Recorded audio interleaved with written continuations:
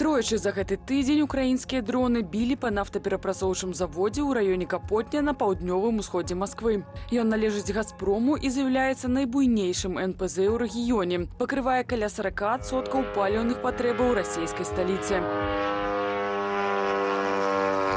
У акупаваныя прыфрантавыя тэрыторыі паліўны крызіс прыйшоў яшчэ раней. Біць па НПЗ ў Крыме, Белгарадскай, Курскай і Луганскай вобласцях украінскія дроны пачалі яшчэ ў траўні. Мы видим, что около 50 регионов России испытывают проблемы с бензином на сегодняшний день. Проблемы эти разные. От ситуации в Крыму, где фактически некоторое время бензина не было вообще, его даже по талону невозможно было получить, до более таких спокойных ситуаций в центральных областях страны, где, собственно говоря, ограниченное количество бензина, заправляемого где-то обычно 20 литрами. У Маскве ж пакуль выдаюць не болей за 100 ў адны рукі. Гэткія абмежаванні паглыбляюць крызіс. Людзі імкнуцца назапасіць паліва і набываюць яго яшчэ болей. Российское руководство четко указало нефтяным компаниям уменьшить вот эту внутреннюю между собой конкуренцию и заняться реальной поставкой регионально, безотносительно того, на свои заправки вы поставляете или на чужие.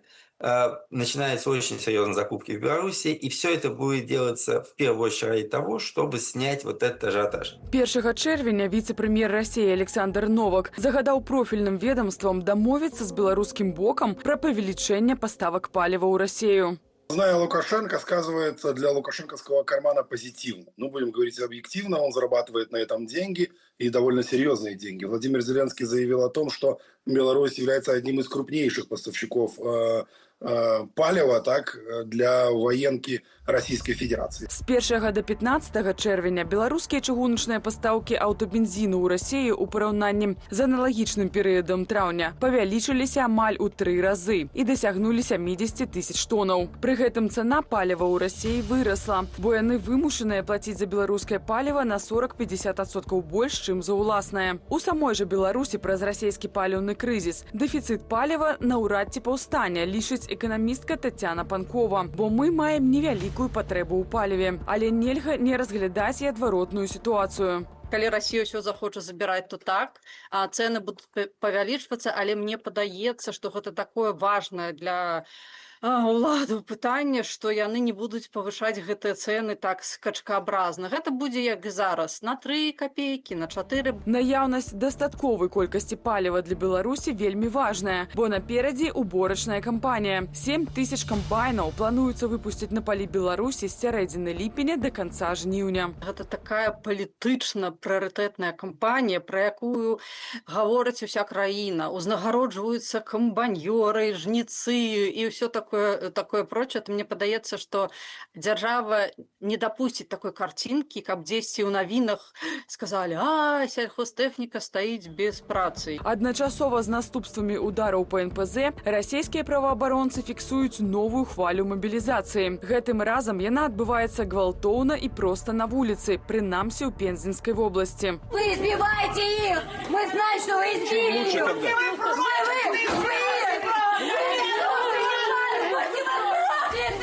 Гэтак жыхаркі Пензы спрабуюць адбіць сваіх мужчынаў ад людзей у вайсковай форме. Мясцовыя сведчаць, што на іх чыняць сапраўдныя аблавы. Вон они, эти бэхи уже достали, кого-то повели. Актывісты фонду «Ідзіце лесам» паведамляюць пра масавыя аблавы на вуліцах не толькі Пензы, але і Саратава. Маўляў, вядомыя выпадкі затрымання і падпісання кантрактаў з людзьмі ў стане алкагольнага ап'янення, з крымінальнай судзімасцю і з абавязкам выплаты аліментаў. Таргетная аудитория этих облав, из этого мы делаем вывод, это типа социально незащищенные слои населения. То есть те, кого полиция так и так ищет, кто так и так очень сильно в руках полиции. Ну да, забирают человека, как обычно менты забирают людей, также они и здесь их забирают. Просто как бы по итогу они с ними не разбираются, а говорят контракт или... На фоне мобілізацыі, паліўнага крызісу, перабояў з інтэрнэтам расейцы ўсё часцей пераязджаюць у Беларусь. Просто страшно, не думая ни о каких политических движениях или еще что-то.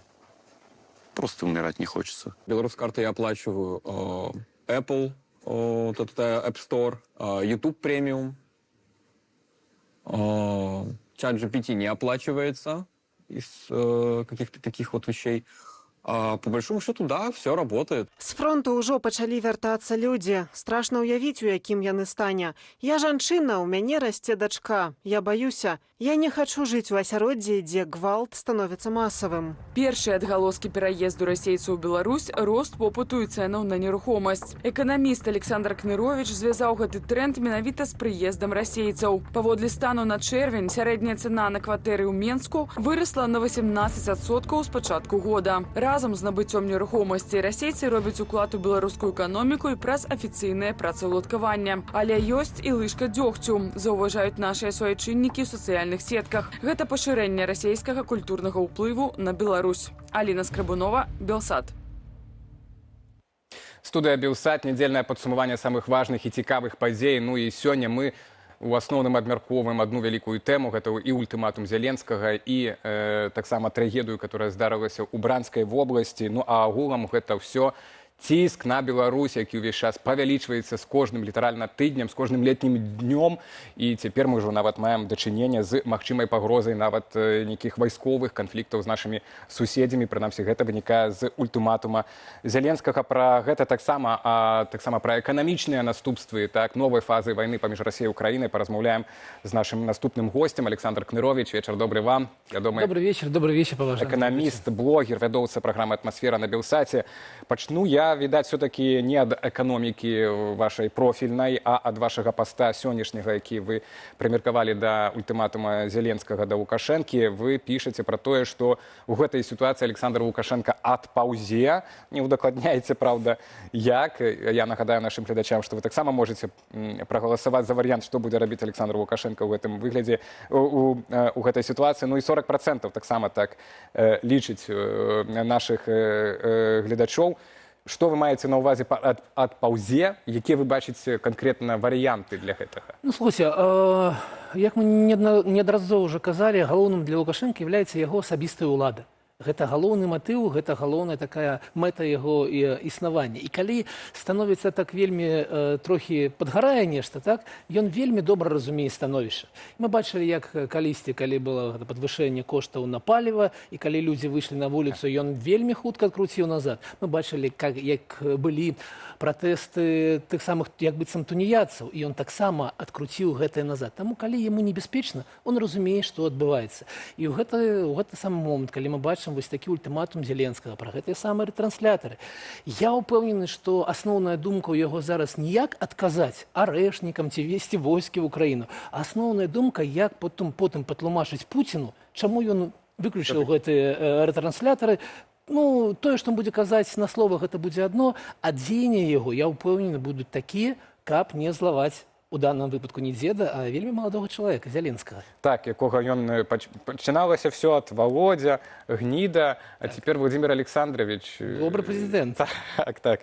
Калі казаць пра другую умову, якую таксама Владимир Александрович казаў, гэта НПЗ беларускія, якія працягваюць падтрымліваць расійскую ВПК, і нават у разы цяпер мы ведаем, што дакладна выраслі пастаўкі нафтапрадуктаў у Расію праз чыгунку.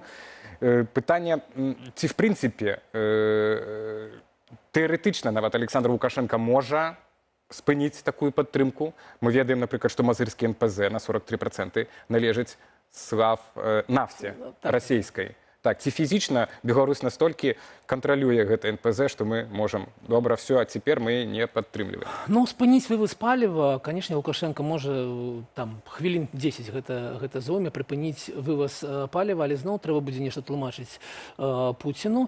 І ў гэты момант я нагадаю нашым гледачам, і таксама вось такі ёсць пункт гледжання, што, конечно, не все паліва в России ідзе на вайну. І, конечно, Лукашенко ў гэты момант можа тлумачыць не так, як з рэтрансляторамі, што ён пастаўляе паліва для палевых работ, для сельгас некаіх прадпрыемстваў, а тое, што яны там некае іншае паліва ідзе да танкаў, да нейкіх іншых ваенных машын, гэта расійскае паліва. Таму тут не все так однозначно, да? Но гэта, конечно, я жартую, але тут ёсць нейкі маневр, тут ёсць некая рытарычны, прынамсі. Рытарычны маневр, нешта так тлумачыць для Лукашенко. В выпадку з рэтрансляторамі, конечно, такого маневра няма.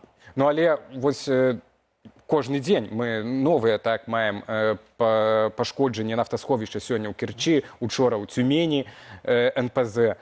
То бок будзе пагаршацца сітуацыя з палівам у Расіі. Там акурат цяпер гэтае жніво таксама пачынаецца. Большая будзе патрэба паліва ў Расіі. Натуральна, што Масква яшчэ будзе больш прасіць паліва ў Беларусі. Ці тут мы ў стане даць яшчэ, па-першае, больш, ці мы на гэтым заробім? Ну, калі мы звернем увагу на тое, што кажуць расійскія эксперты, то Беларусь можа пакрыць не болей за 10% расійскіх патрэб паліва, так? А ўжо зараз дэфіцыт каля 30%. Не дэфіцыт, а пашкоджаныя магутнасці, якія, калі так далей пойдзе, то будзе сапраўдна вялікі дэфіцыт, але Беларусь не ў стане выратаваць Расію. І мы бачым, як расійскія эксперты кажуць аб тым, што Расія пачала купляць паліва дзесьці ў Азіі уже. І везе яго з іншых краін, разумеючы, што Беларусь тут не вельмі добры памочнік. Таму я не думаю, што будуць нейкія такія вялікія наступствы менавіта для беларускай эканомікі, для беларускай сельскай гаспадаркі, як вы слушна заўважылі, што ў нас пачынаецца жніво. Так, але гэта калі кажам мы пра афіцыйны экспарт-імпарт, гандаль нафтапрадуктамі, але натуральна, што ў такім сітуацыі дэфіцыта ў Расіі будзе каласальны шэры рынак, з'яўляцца схематозы і гэтак далей. Мы ведаем, што ўжо цяпер ёсць праблемы з лагістыкай там пэўнай у Расіі. Ну, што ў Расіі можа патрошкі сыпацца там сектара эканоміку, так, у выніку нават гэтага паліва, таму што паліва такім кут, на якім все трымаецца, так, у эканоміцы, многае трымаецца. Вось наколькі тут магчымы ўплыў гэтай сітуацыі на Беларусь? Ну, ведаце, унутраная лагістыка расійская, гэта ўсё ж такі яе ўнутраная справа. Для нас вельмі важна, каб нафта доехала до наших НПЗ, а потом уже внутри Беларусі яно размяркоўваецца, і все ж таки я вельмі маю надзею, што гэта не будзе мець уплыў на Беларусь. Але тут ёсць іншае пытанне. Ці з'яўляецца мозырскі НПЗ і нафтан такой военной мэтай? Вось гэта вялікае пытанне, таму што калі дакладна вядома, што з гэтага НПЗ ідзе паліва да расійскага войска, то чым ён адрозніваецца НПЗ ў Маскве з гэтай, ну, вельмі прыгожай, канешне, гэтай крышачкай, якая ўзлетала. Розніцы паміж імі няма, гэта такое ж самае НПЗ, і таму, ну, я ўпэўнены, што ва ўкраіне абмяркоўваюць магчымасць нанесці удар і па НПЗ. Ну, вось таму я у вас і запытаюся. Папярэднія мае спікеры казалі пра вось гэтыя рэтрансляторы. Яны пагадзіліся над тым, што все-таки Украіна можа сапраўды іх нейкім чынам там знішчыць, але Лукашенко нічога ў адказ не прадпрыме, так, бо будзе старацца адпаўзаць, як вы кажаце. А вось у выпадку НПЗ гэта ўжо эфектна было б. Так, і там уже цяжэй будзе Лукашенку неяк не заўважыць і паказаць, што я тут дагэтуль кірую, але вось не абараніў. Ну, пытанне, а што ён можа? Што ён можа? Потому што, ну, как я пісаў у сваім пасце, калі паглядзець на лічбы, то ў Беларусі няма войска. І яно ёсць 65 000 чалавек, але гэта тыя самыя людзі, якія вашы суседзі, якія служылі в войску, якія расказваюць толькі камедыю адтуль, так? І мы разумеем, што сапраўднае войска, якое мае некі досвед, гэта 2-3 тысячы чалавек у Беларусі.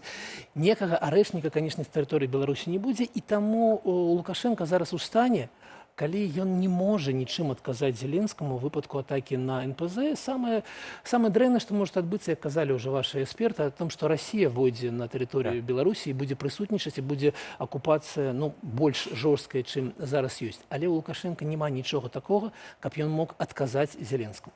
Так, это ўжо тады будзе зусім непрадказальна пакуль што для нас. Прынамсі, так, это гісторыя. Апошняе пытанне, вось гэтая сітуацыя, якой мы цяпер знаходзімся, это сітуацыя ўразлівасці Беларусі, гэта спроба Украіны перахапіць ініцыятыву ў вайне. Наколькі гэта такая сталая змена, так, у нашым рэгіёне, наколькі яна доўгатэрміновая, на вашу думку?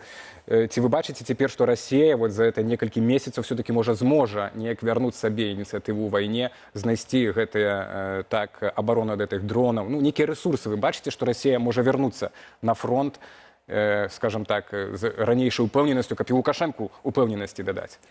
Ну, ведаеце, я магу апірацца толькі на лічбы, а лічбы зараз за Украіну, а не за Расію. Мы бачым, які вялікія праблемы в эканомікі ў Расіі. Там дэфіцыт бюджэта, які б'е все рэкорды, там ужимаюцца бюджэтныя сектары, все, акрамя военных, там падзенне эканомікі.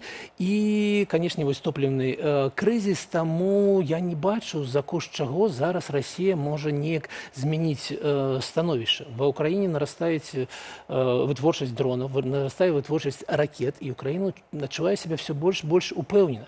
І таму, ведаеце, крызіс эканамічны, ён разгортваецца вельмі доўга. 2-3 гады таму, калі пачынаўся ён, і калі эканамісты, у тым ліку я, казалі, што будзе так, як зараз, ну, не было відаць не было, как бы, ведаеце, гэта як... Заказы дзяржаўныя ішлі, беларускія прадпрыемствы на поўніцу працавалі. Гэта як захворванне. Заробкі 15% раслі. Якое ўжо пачалося, і яго бачаць толькі медыкі, але чалавек яшчэ сябе не адчувае. І вось мы маем то, што маем, і, канешне, я не бачу перспектыў у Расіі, тым больш, што гэта пацвердзілі і амерыканскія эксперты, якія, дакладна тыдзень таму сказалі аб тым, што ўсё, Донбас не будзе захоплены ніколі. Няма ўжо ніякай дамовы па Анкориджу, яна не можа выконвацца. Ну, гэта казалі прадстаўнікі адміністрацыі Трампа, таму я лічу, што гэта такое вельмі стратэгічная змена ў нашым рэгіёне.